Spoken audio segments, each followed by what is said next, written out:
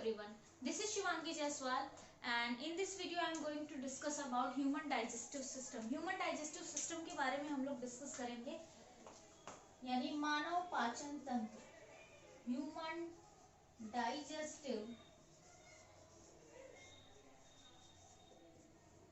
System, जिसको हम बोलते हैं हिंदी में मानव पाचन तंत्र। मानव पाचन तंत्र, देखिए ह्यूमन डाइजेस्टिव सिस्टम की बात करते हैं तो पहले आपको पता होना चाहिए कि डाइजेस्टिव सिस्टम क्या होता है। What is digestive system? तो डाइजेस्टिव सिस्टम हमारे बॉडी का एक तरह का ऑर्गन सिस्टम है। अब बात ये आएगी कि ऑर्गन सिस्टम क्या होता है। तो देखिए क्या होता है, हमारी जो पूरी बॉडी है वो सेल्स से मिलके बनी है। ये बात तो तय है, ये बात तो सबको पता है कि our body, every living organism body is made up of cells, यानी सभी जितने भी सजीव जंतु हैं उन सब की बॉडी किससे मिलकर बनी हुई है? उन सब की जो बॉडी है वो सेल से मिलकर बनी है। कुछ सिंगल सेल के होते हैं जिनको यूनिसेलुलर कहते हैं, और कुछ बहुत सारे सेल से मिलकर बने होते हैं, यानी मोर देन वन सेल होते हैं जिनको मल्टी सेलुलर कहते हैं, यानी बहुकोशिकीय जीव कहते हैं। तो जो ये सेल्स होते हैं ना, अगर हम ह्यूमन की बात कर रहे हैं, we are talking about human digestive system, हम लोग मानव के बारे में बात कर रहे हैं, तो हमारी बॉडी तो बहुत बड़ी है, तो जाहिर सी बात है हमारी बॉडी में बहुत सारे सेल्स हैं। तो ये इतने सारे सेल्स जो होते हैं, ये कई सारे सेल्स से मिलकर हमारी बॉडी बनी है, और ये सेल्स मिलकर क्या बनाते हैं? ये सेल्स मिलकर टिश्यू का फॉर्मेशन करते हैं, जिसको हम बोलते हैं ऊतक। ठीक है, जिसको हम बोलते हैं ऊतक। ठीक, ये बहुत सारे सेल्स मिलकर टिश्यू का फॉर्मेशन करते हैं, जिसको हम ऊतक बोलते हैं। अब ये जो बहुत सारे सेल टिश्यू का फॉर्मेशन करते हैं, ये सभी सेल को नहीं कह सकते हम ऊतक। जब कोई सेल, ग्रुप ऑफ सेल हो जो इस कोई पर्टिकुलर स्ट्रक्चर बना रहे हो, जिनका स्ट्रक्चर बेसिकली सेम हो, और या फिर हम ये कह सके जो फंक्शन मिलकर एक परफॉर्म करें। ठीक है, जो मिलकर एक फंक्शन परफॉर्म करें, ठीक है, स्ट्रक्चरली या फंक्शनली उनका काम जो है वो सेम होता है कुछ ग्रुप ऑफ सेल का, तो हम उस ग्रुप ऑफ सेल को हम टिश्यू कहेंगे। और बहुत सारे तरह के टिश्यू यानी ऊतक मिलकर क्या बनाते हैं? एक ऑर्गन बनाते हैं, यानी क्या बनाते हैं? हमारा अंग बनाते हैं। ठीक है, बहुत सारे तरह के टिश्यू मिलकर, बहुत सारे तरह के ऊतक मिलकर अंग बनाते हैं, यानी कि हमारा एक ऑर्गन बनाते हैं। जैसे हमारा हाथ है, हाथ में बहुत सारे तरह के टिश्यू मिलकर बने, बहुत सारे तरह के ऊतक हैं हाथ में। हमारी आई है, ये एक ऑर्गन है। ठीक है, हमारे कान है, ये एक ऑर्गन है। तो ये कई सारे तरह के टिश्यू से मिलकर बने होते हैं। और जब ये ऑर्गन, हमें पता है डिफरेंट डिफरेंट ऑर्गन का अपना अपना फंक्शन होता है। जैसे हाथ का अपना काम है मूवमेंट कराना, खाना खाने में हमें हेल्प करना, क्योंकि कोई भी काम हम अपना हैंड के थ्रू करते हैं। जैसे आंखें हैं, आंखें देखने में मदद करती हैं, कान है सुनने में मदद करता है, मुंह है बोलने में मदद करता है। तो हर एक ऑर्गन का अपना पर्टिकुलर वर्क है। ठीक, लेकिन कुछ काम ऐसे होते हैं हमारे बॉडी के अंदर, there are some functions inside our body which cannot be performed by a single organ, यानी कि एक ऑर्गन, एक सिंगल ऑर्गन उस काम को परफॉर्म नहीं कर सकता। तो उस केस में आप क्या करेंगे? उस केस में हमारी जो बॉडी के डिफरेंट ऑर्गन्स हैं वो मिलजुल कर काम करते हैं। मान लीजिए कि जैसे यही एक काम है हमारी बॉडी में खाने को पचाने का काम, ठीक है, फूड को डाइजेस्ट करने का काम। अभी हम उस पर भी डिस्कस करेंगे कि actual what is food digestion, digestion का मतलब क्या होता है। तो फूड को पचाने का काम है, तो फूड को पचाने का काम अकेला एक ऑर्गन नहीं कर सकता, क्योंकि ये काफी लंबा चौड़ा प्रोसेस है, लंबा प्रोसेस है। इसके लिए बहुत सारे ऑर्गन्स मिलकर काम करते हैं। तो जब कई सारे ऑर्गन्स मिलकर, मिलजुल कर एक कॉम्प्लेक्स प्रोसेस को परफॉर्म करते हैं, कंप्लीट करते हैं, तो उस पूरे ऑर्गन जो उस पर्टिकुलर काम को करने में लग रहे हैं, वो हमारा क्या हो गया? एक सिस्टम बना लिए। तो उसी सिस्टम को हम बोलते हैं ऑर्गन सिस्टम। ऑर्गन सिस्टम क्या है? जब किसी एक पर्टिकुलर फंक्शन को बहुत सारे ऑर्गन्स मिलकर परफॉर्म करते हैं, तो हम इसे बोल देते हैं ऑर्गन सिस्टम। हम उसको एक नाम देते हैं। जैसे किसी ऑफिस में, कोई ऑफिस है, अमेज़न का है, फ्लिपकार्ट का है, तो ये किसी एक पर्सन के अकेले का काम नहीं है, इसमें बहुत सारे लोग मिलकर इस चीज को काम करते हैं, इस पूरे काम को परफॉर्म करते हैं। ठीक है, तो वहां पर क्या है? वो एक पूरा सिस्टम है, पूरी कंपनी है, जहां बहुत सारे वर्कर्स हैं, सबका अपना अपना काम है। ठीक है, मैनेजर का अपना काम है, डिलीवरी बॉय का अपना काम है, पैकेजिंग वालों का अपना काम है, सबने अपना अपना काम, स्टेप बाय स्टेप काम हो रहा है। और फाइनली जब प्रोडक्ट आपके हाथ तक आ जाता है, उनको एक अच्छा रिव्यू मिल जाता है, तो वो क्या कहलाता है? वो उनका काम कंप्लीट हो जाता है। तो वैसे ही हमारे ऑर्गन, बहुत सारे ऑर्गन्स मिलकर फंक्शन को परफॉर्म किए, तो क्या हो गया ऑर्गन सिस्टम, जिसको हम बोलते हैं अंग तंत्र। क्या बोलते हैं अंग तंत्र, ठीक है। तो ये अंग तंत्र कोई एक काम परफॉर्म करता है। तो digestive system is a type of organ system, ठीक है। तो डाइजेस्टिव सिस्टम क्या है, एक तरह का ऑर्गन सिस्टम का एग्जाम्पल है। ऐसे ही हमारे बॉडी में बहुत सारे ऑर्गन सिस्टम वर्क करते हैं, जैसे कि सर्कुलेटरी सिस्टम, ठीक है, जैसे कि हमारा रेस्पिरेटरी सिस्टम, रिप्रोडक्टिव सिस्टम, ठीक है, नर्वस सिस्टम। ऐसे बहुत सारे सिस्टम हमारी बॉडी में वर्क करते हैं, क्योंकि बॉडी बहुत कॉम्प्लेक्स है, काम बहुत बड़ा होता है, जिसको करने के लिए हमें कई सारे ऑर्गन्स का यूज होता है, कई सारे अंग मिलके काम को परफॉर्म करते हैं, ठीक। तो ये तो बात हुई ऑर्गन सिस्टम, यानी digestive system is a type of organ system जो क्या काम परफॉर्म करता है, डाइजेशन का काम परफॉर्म करता है। इस ऑर्गन सिस्टम का क्या काम है, डाइजेशन करना, ठीक है, ठीक, डाइजेशन का फंक्शन परफॉर्म करता है। What function it perform, it perform the process of digestion, digestion का काम करता है। बात समझ में आई। अब बात करते हैं कि एक्चुअल में व्हाट डाइजेशन इज, डाइजेशन का मतलब क्या होता है, ठीक। तो देखिए डाइजेशन का मतलब क्या होता है, पहले इसको इरेज कर देते हैं फिर समझते हैं, ठीक। चलिए आगे बात करते हैं।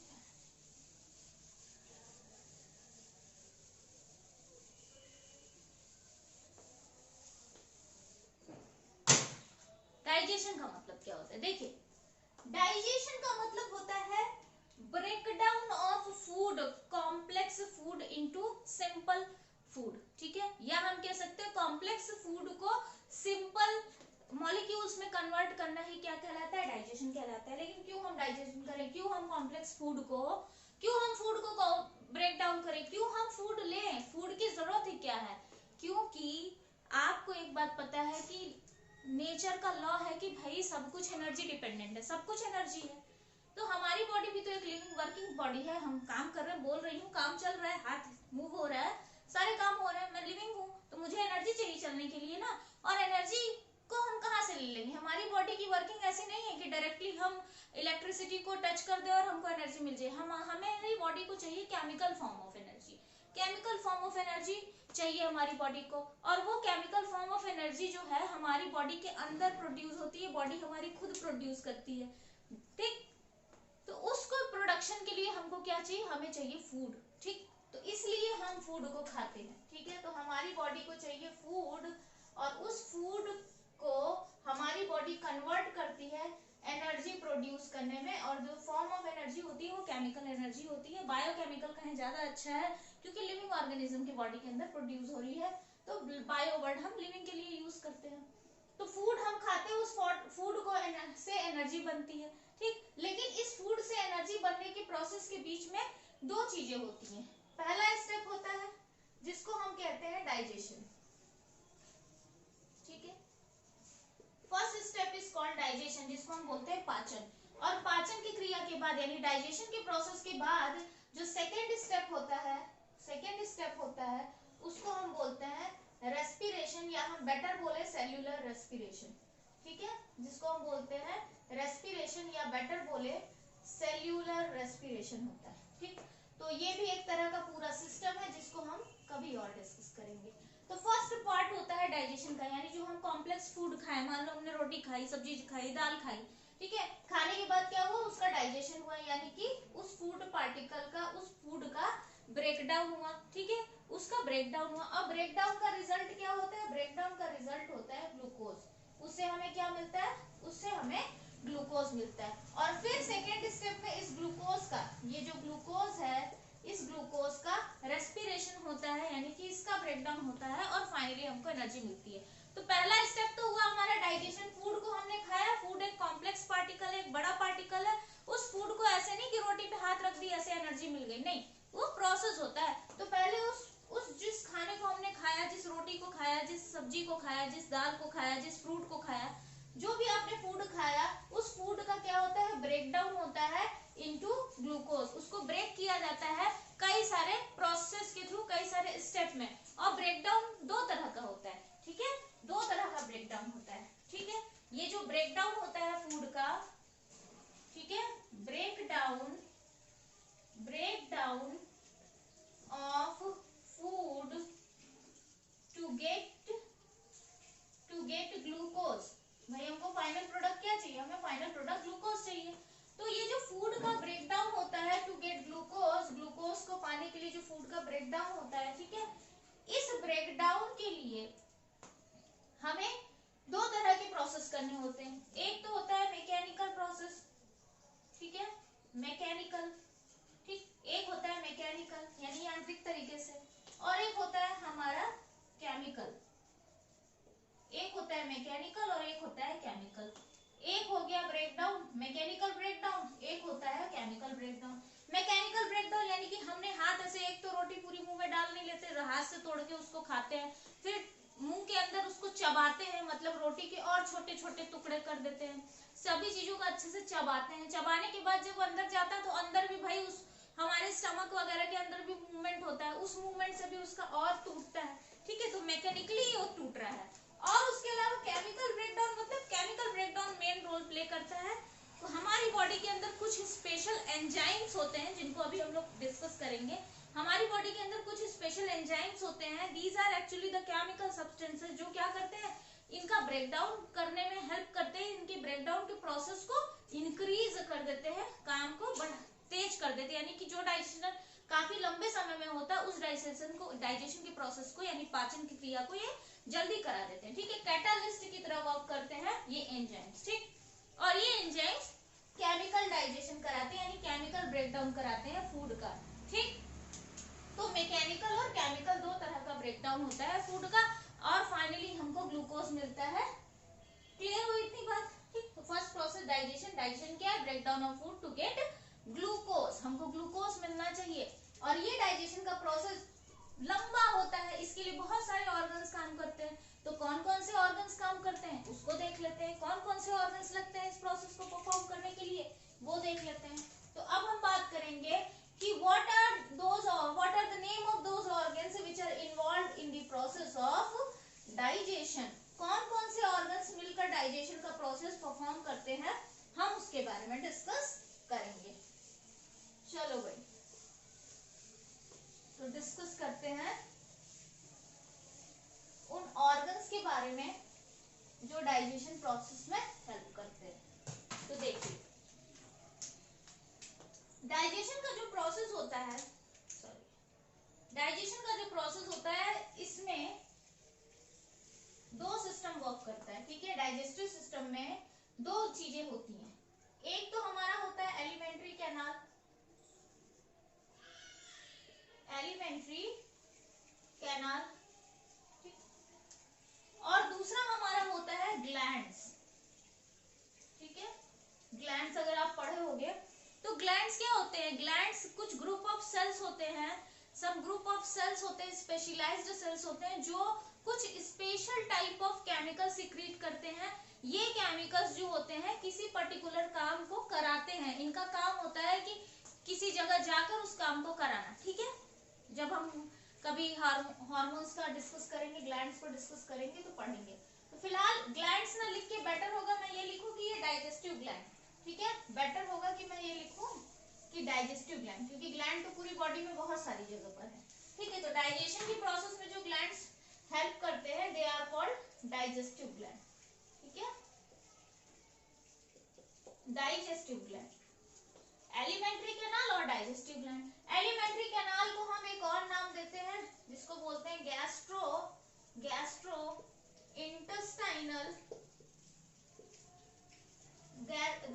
इंटेस्टाइनल ट्रैक्ट, ठीक है। अगर हम बेसिकली साइंस वाली लैंग्वेज में बात करते हैं, अगर प्रॉपर बायोलॉजी की बात करते हैं तो इसको बोलते हैं गैस्ट्रो इंटेस्टाइनल ट्रैक्ट बोलते हैं, जो हमारा स्टार्ट कहाँ से होता है। अब हमें ये देखना है कि एक्चुअली में ये एलिमेंट्री कैनाल या gastrointestinal tract from where it start, कहाँ से स्टार्ट होता है। तो ये भी स्टार्ट होता है हमारा, ये हमारा स्टार्ट होता है माउथ से, ठीक है। सबसे पहले हमारा पहला ऑर्गन जो होता है वो कौन सा होता है, माउथ होता है। माउथ के बाद आप देखोगे तो हमारा जो नेक्स्ट पार्ट आता है जिसको हम बोलते हैं फेरिंग्स, ये जो हमारा नेक वाला बीच का इधर का एरिया होता है ये कोन जैसा होता है, फनल शेप होता है यहाँ पर, ठीक है, ये फेरिंग्स होता है। फेरिंग्स के बाद हमारा नेक्स्ट आता है ईसोफेगस, ठीक है, नेक्स्ट इज ईसोफेगस, ठीक है, यानी कि हमारी फूड पाइप जिसको बोलते हैं, ठीक है, जिसको हम बोलते हैं फूड पाइप, ठीक है, ईसोफेगस या जिसको हम बोलते हैं फूड पाइप। माउथ आता है, फेरिंग्स आता है, ईसोफेगस या उसको क्या बोलते हैं, फूड पाइप बोलते हैं। और उसके बाद जो हमारा नेक्स्ट ऑर्गन आता है वो आता है हमारा स्टमक। ठीक है, नेक्स्ट पार्ट आता है हमारा स्टमक यानी कि हमारा आमाशय। आमाशय हमारा नेक्स्ट पार्ट आता है। और आमाशय के बाद हमारा नेक्स्ट जो पार्ट आता है वो होता है हमारा इंटेस्टाइन। और इंटेस्टाइन में हमारे दो इंटेस्टाइन होते हैं, एक होता है स्मॉल और एक होता है लार्ज। तो इंटेस्टाइन में पहले किसमें आता है, स्मॉल इंटेस्टाइन में फूड आता है, और उसके बाद किसमें जाता है, लार्ज इंटेस्टाइन में फूड आता है। और लार्ज इंटेस्टाइन के बाद फाइनली जो लास्ट पॉइंट होता है वो होता है हमारा एनस। यहाँ लिख दे रही हूं मैं। नेक्स्ट पॉइंट इसके बाद क्या होता है हमारा, लास्ट में एनस होता है, जिससे हम जो वेस्ट चीज रहती है, यानी कि कुछ भी फूड खाते हो तो सब थोड़ी ना बड़ा डाइजेस्ट हो जाता, सब डाइजेस्ट करने की कैपेसिटी थोड़ी ना है हमारी बॉडी के अंदर। कुछ चीजें नहीं डाइजेस्ट कर पाते हैं, कुछ चीजें हम नहीं डाइजेस्ट कर सकते, तो वो क्या होती है, वो हमारे लिए वेस्ट होती है। उसको कूड़ा की तरह रखना थोड़ी ना है, उसको हमें निकाल के बाहर फेंकना है। तो उसे वो कैसे जाएगा, एक एनस पोर्शन होता है, लास्ट पोर्शन एंटर कहां से करता है, फूड माउथ से। और जो वेस्ट होता है यानी जो बचा हुआ प्रोडक्ट होता है जो हम डाइजेस्ट नहीं कर सकते, वो कहां से बाहर निकलता है, एनस से। तो जब हम डिटेल पढ़ेंगे तो क्लियर होगा, वन बाय वन हम सारे स्टेप्स को देखेंगे। ठीक, तो माउथ की बात हो गई, क्लियर हुई। तो कौन कौन से ऑर्गन्स काम किए, एलिमेंट्री कैनाल यानी कि एक तरह का ये ट्यूब होता है, माउथ से स्टार्ट होता है और एनस तक जाता है। ये एक ट्यूब जैसा स्ट्रक्चर होता है, कहीं पर ये ट्यूब पतली है, कहीं मोटी है, अलग अलग शेप की ये ट्यूब होती है, लेकिन ये ट्यूब एक कनेक्टिविटी है, माउथ से स्टार्ट होती है, एनस तक जाती है, और इसीलिए इसको एलिमेंट्री कैनाल कहा जाता है, या गैस्ट्रो इंटेस्टाइनल, यानी इंटेस्टाइन आता है, गैस्ट्रो वर्ड आ जाता है हमारे स्टमक के लिए। ठीक है, तो गैस्ट्रो इंटेस्टाइनल ट्रैक्ट होता है जो कहां से स्टार्ट होता है, माउथ टू एनस। ठीक है, एक ट्यूबुलर स्ट्रक्चर होता है, एक नलिका जैसी संरचना होती है, नली जैसी। ठीक, ये तो हमारे डाइजेस्टिव सिस्टम के डिफरेंट ऑर्गन्स हैं। फिर मैंने बताया कि यहाँ पर कुछ डाइजेस्टिव ग्लैंड्स भी होते हैं, जहां से कुछ स्पेशल केमिकल सिक्रीट होते हैं जो क्या करते हैं, डाइजेशन में हेल्प करते हैं, यानी फूड के ब्रेकडाउन में हेल्प करते हैं। तो हम बात कर लेते हैं कि वो कौन कौन से ग्लैंड्स होते हैं। तो सबसे पहला ग्लैंड जो होता है वो होता है हमारा सलाइवरी ग्लैंड। सबसे पहला ग्लैंड जो होता है वो होता है हमारा सलाइवरी ग्लैंड। ठीक है, या सलाइवरी ग्लैंड्स लिख देते हैं, because we have 3 types of salivary glands हमारे माउथ में। ठीक है, 3 होते हैं, 3 तरह के होते हैं, जिसमें से एक से ही हमको मतलब है। ठीक है, डाइजेस्टिव ग्लैंड्स होते हैं, फर्स्ट इज सलाइवरी ग्लैंड। ठीक, जो क्या सिक्रीट करते हैं, सलाइवा यानी लार ग्रंथियां, जो लार सिक्रीट करती है, लार निकालती हैं। ठीक, उसके बाद हमारा आ जाता है हमारा लीवर, जिसको हम बोलते हैं largest gland in our body. सबसे बड़ा ग्लैंड जो हमारी बॉडी का होता है वो लीवर होता है। ठीक, उसके बाद हमारा आ जाता है पैंक्रियास। ठीक, नेक्स्ट आएगा पैंक्रियास। ठीक, और पैंक्रियास के अलावा हमारे जो इंटेस्टाइन होते हैं उनसे भी कुछ सिक्रीशन होते हैं, बट हार्मोनल सिक्रीशन नहीं होते हैं, इसलिए हम उसको कंसीडर नहीं करेंगे। तो सलाइवरी ग्लैंड, लीवर और पैंक्रियास, ये थ्री ग्लैंड्स होते हैं जो डाइजेशन के प्रोसेस में हेल्प करते हैं। मैं कुछ भूली तो नहीं, आई थिंक सो। हाँ, ये इसके अलावा तो कुछ है नहीं। तो आई थिंक इतना आपको क्लियर हो गया होगा, और इसके आगे हम स्टार्ट करेंगे माउथ से, वन बाय वन हम सभी ऑर्गन्स को डिस्कस करेंगे। आई थिंक आपको ये वीडियो पसंद आया। Thank you so much.